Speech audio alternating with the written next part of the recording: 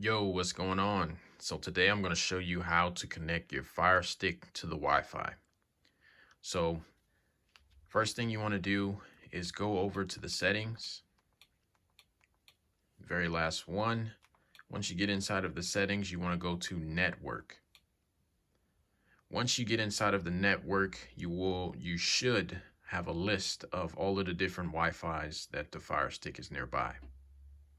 Once you find the Wi-Fi that you want to connect your Firestick to, is select it, and so select it, and then you will be prompted for the password to that Wi-Fi.